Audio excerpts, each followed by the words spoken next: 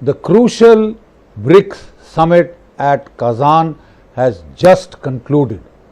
The whole world's attention was riveted onto Kazan, onto the meeting between the presidents of Russia, China, Prime Minister of India, Brazil, and the 5 basic BRIC countries, including South Africa, as also the 5 new entrant countries, and a number of hopefuls to include Turkey, a member of NATO right now, asking for an entry into the BRICS, because they all see it as a vital, new, emerging forum, a powerful grouping of nations with about 44% of the global population, almost about 43 to 44% of the global oil production, and about 32% of the global GDP. Can't be sneezed at. It may be premature to say that it is about to replace the G7, but very definitely it is going to make a significant difference in the global order.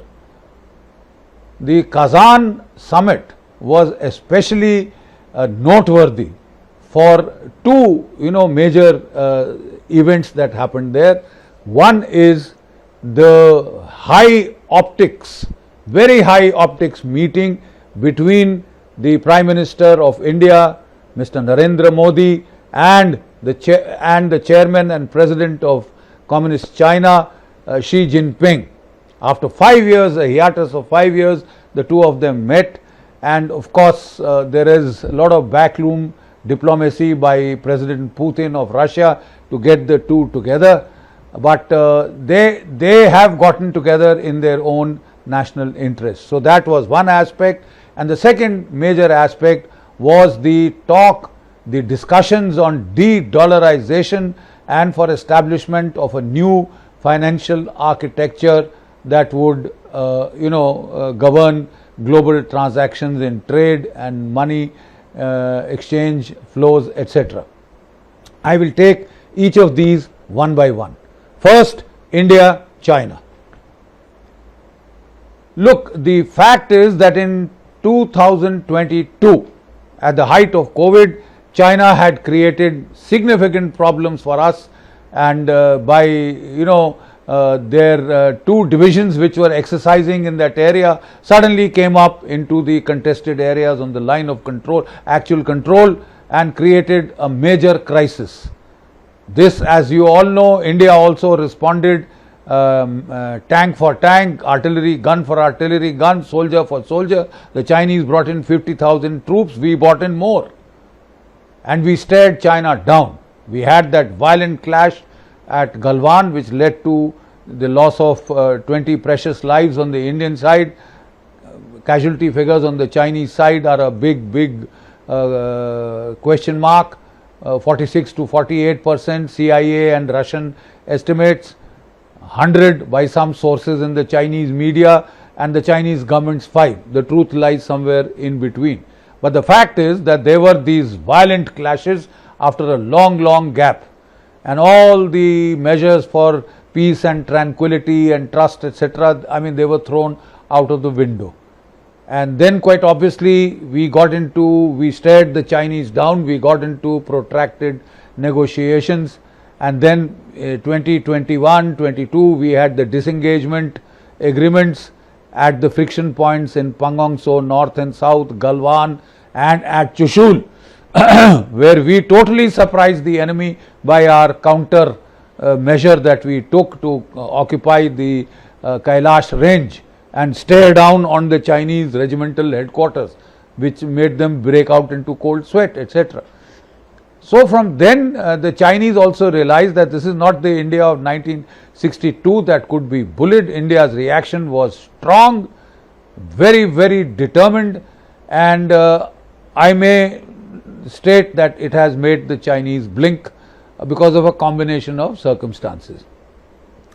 So now the Chinese have agreed that both sides will go to status quo ante before 2022, which has been our consistent demand right throughout since this crisis broke out between the two countries.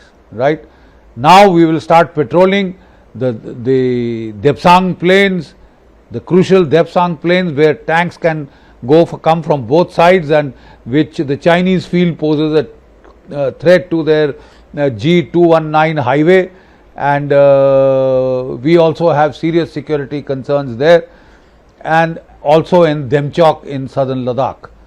So we will recommence patrolling, and patrols will be confined to twice a month to the strength of 14 to 15, so that there is no major flare-ups. We will give advance notice to one another. Straight question: can we trust China? Straight answer: no. We've been stabbed in the back when the Chinese invaded Tibet in 1950. We were stabbed in the back again in 1962 when China invaded Tibet.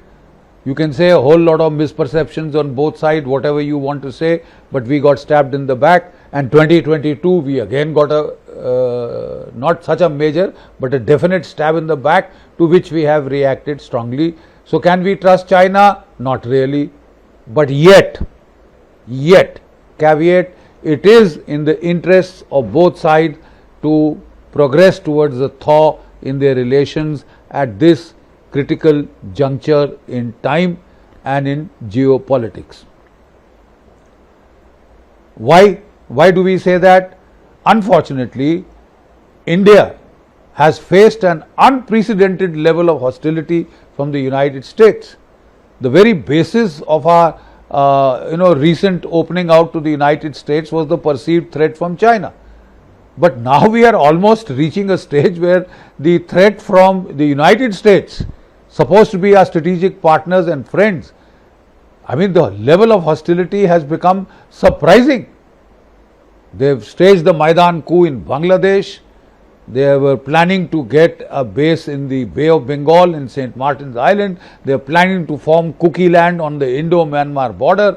The Khalistani card is being played right smack in our faces. The jet engines that we are promised have been, they have taken the money and they have more or less reneged on that deal. I mean, hostility couldn't have been more disturbing. The level of hostility, and when we thought we were friends. Now, whether the Biden administration has gone over the top and hopefully we can get for a reprieve if Donald Trump comes to power remains to be seen.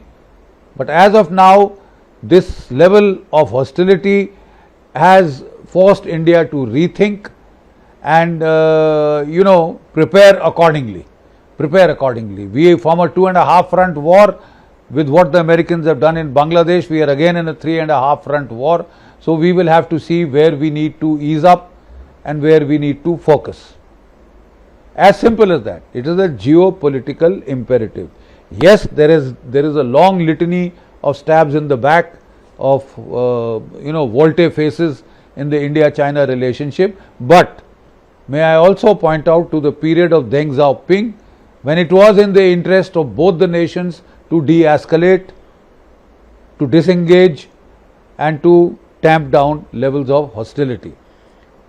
Deng Xiaoping had enunciated the famous, paradigm: hide your capabilities, bide your time. China needed a period of peace and quiet to modernize its economy and to modernize its military. And it wanted no trouble in between. So it went in for a modus vivendi, a détente of sorts with India, which held for 20 years plus, 2 decades plus. And it served both sides well. We utilized that period to pull out troops from the northeast, pull out troops from our eastern theatre and use them to quell the terrorist movement in Jammu and Kashmir. And the Chinese also utilized to very good effect. So when both nations were pragmatic, peace did hold for 2 decades almost. The whole thing is a subset of the calculation of benefit loss benefit between which the two sides, the two nations make. And if we go by pure geopolitical calculus, at this time I think both the countries would do well to aim for a thaw. So yes, we are therefore now, as the army chief said, We will trust, but we will verify. We will give peace a chance, as both the nations have decided at the highest level. The preliminary talk set the stage for the meeting at the heads of state level in Kazan, and both nations have decided to start the commencement of a thaw. As things go along, we will realize if we can increase, enhance our levels of trust, repair this broken relationship and put it back hopefully on an even keel. We'll have to wait and watch. We will have to be patient. We'll have to trust, but we must verify. We have to rebuild trust. Rebuild trust is not rebuilt overnight. So therefore, we'll have to see how things progress from here.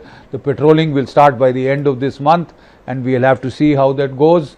And as things progress, we will then take a look at how well the process of restoration of trust is getting along.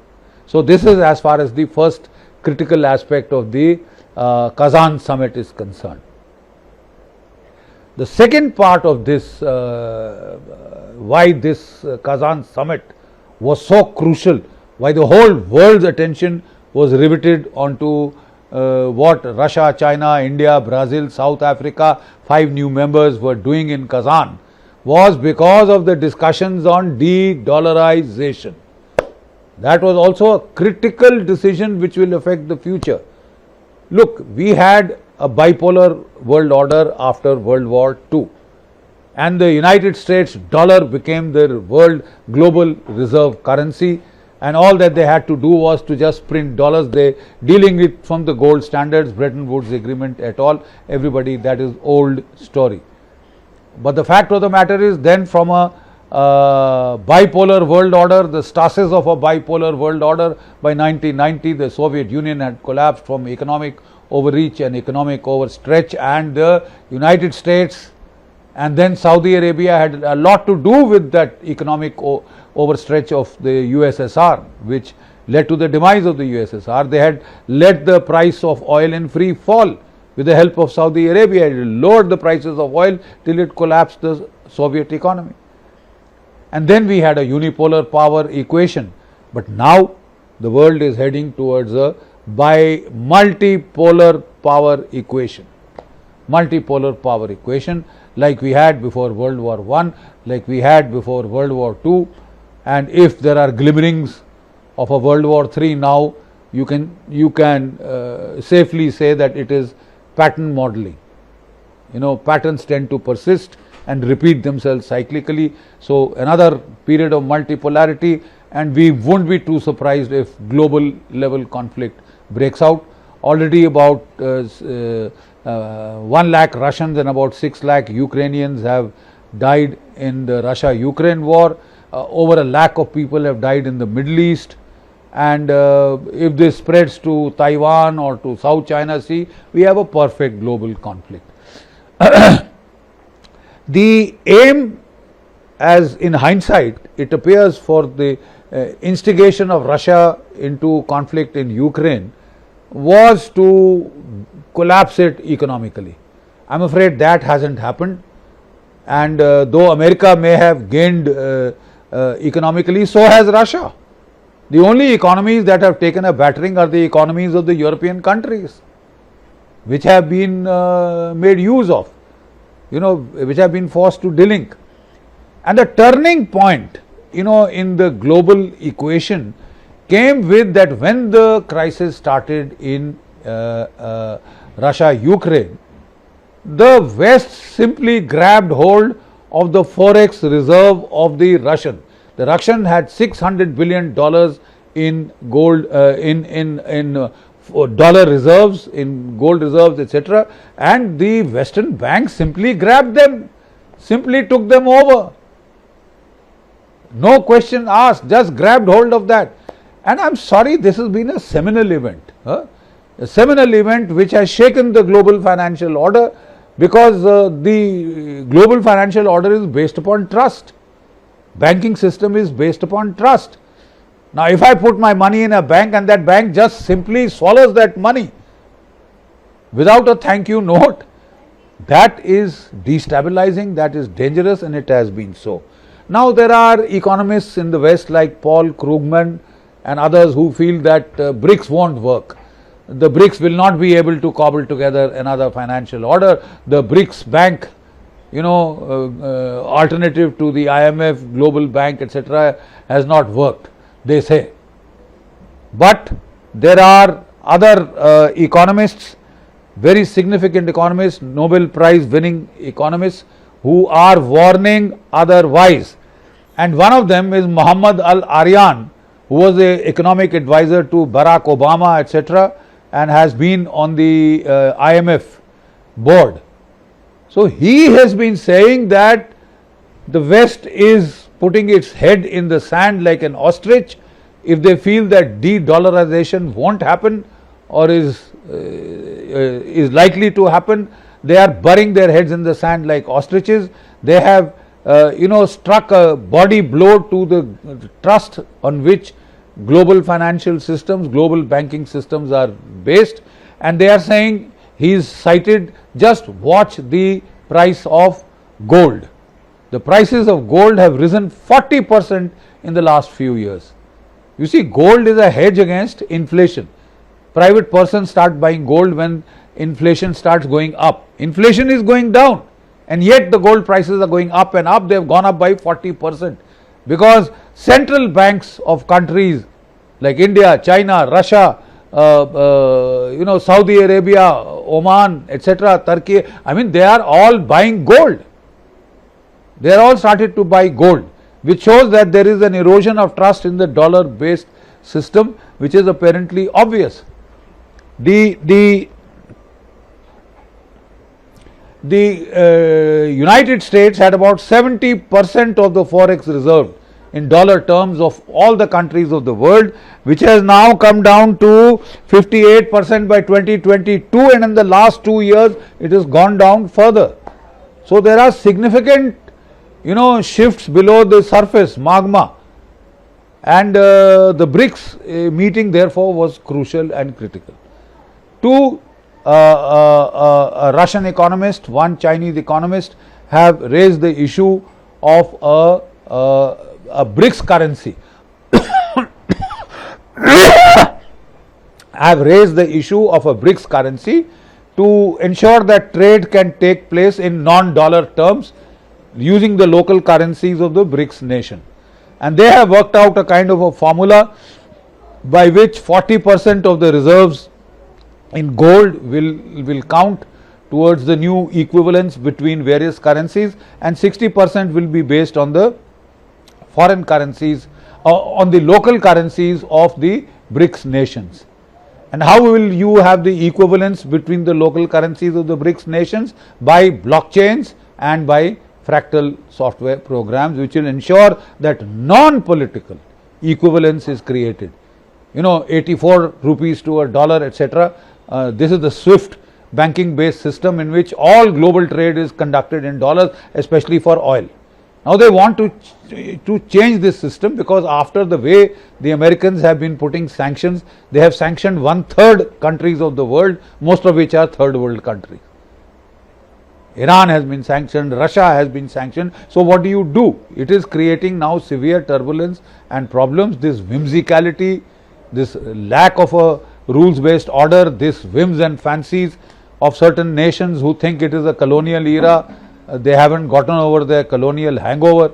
So things have to give way, things have to change. They cannot continue on as normal, especially after the way the Americans and the Western nations grabbed $300 billion worth of Russia's forex reserves.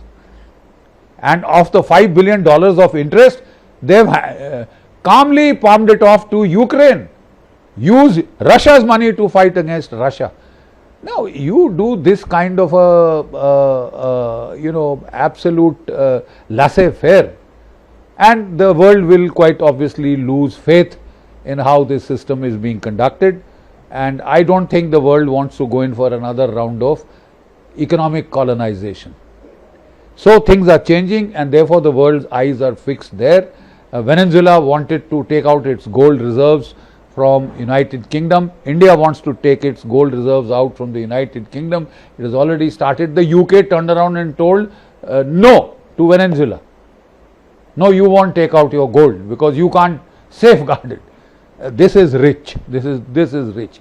This kind of a absolute whimsicality in such a serious issue as a global financial architecture will ensure that that architecture is changed, and that is what the BRIC countries are trying to do, and therefore a lot depends upon what has been discussed in Kazan. It may not happen overnight, but we are on that path to that significant change at the global level. Significant change at the global level. It may not be an anti-Western alliance or grouping, but it is surely non-Western. It is surely non-Western. People have to safeguard their own interests. They have to safeguard their economies from bankruptcy and ruin, which people are trying to enforce. The regime of global sanctions, the regime of unilateral, grabbing of assets, grabbing of gold reserves, grabbing of dollar reserves, etc. That, I am afraid, is too chaotic to be allowed to persist. Therefore, I reiterate, the BRICS Kazan summit was very, very crucial, very important. One, for the optics of the India-China rapprochement, the commencement of a thaw. We'll have to wait and see how it goes. But the simple fact is, just like in the Deng Xiaoping era, this kind of a rapprochement held for almost 2 decades because it suited both sides. Geopolitically, it suited both sides, and therefore that rapprochement held. So we'll have to wait and watch how long this lasts, how long this goes. Trust will have to be rebuilt, and trust cannot be rebuilt in a day, but the process has started. That is the welcome news. Thank you.